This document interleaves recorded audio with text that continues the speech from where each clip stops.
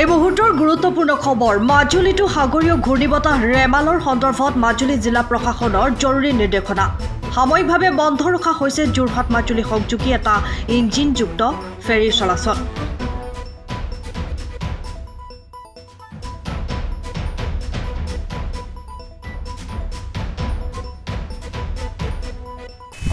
আমাৰ ইতিমধ্যে বৰ্তমান যি আতংকৰ ধুমুহাটোৰ পৰিপ্ৰেক্ষিতত যিকোনো মুহূৰ্তত কিবা দুৰ্যোগৰ সম্ভাৱনা প্ৰতি লক্ষ্য ৰাখি আমাৰ ফেৰী সেৱাখিনি কিছু সময়সীমা বা নাওজনী সাল সলনি কৰা হৈছে।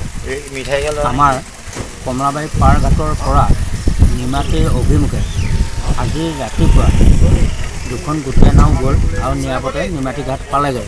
সেই সময়টোত বতৰ সম্পূৰ্ণৰূপে ভাল আছিল, বতাহ বা বৰষুণ নাছিল।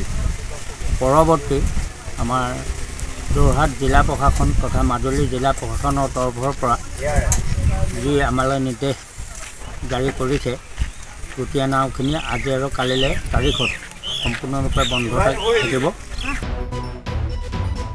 পুনৰ জনাইছো মাজুলীটো সাগৰীয় ঘূৰ্ণীবতাহ ৰেমালৰ সন্দৰ্ভত মাজুলী জিলা প্ৰশাসনৰ জৰুৰী নিৰ্দেশনা সাময়িকভাৱে বন্ধ ৰখা হৈছে যোৰহাট মাজুলী সংযোগী এটা ইঞ্জিনযুক্ত ফেৰী চলাচল।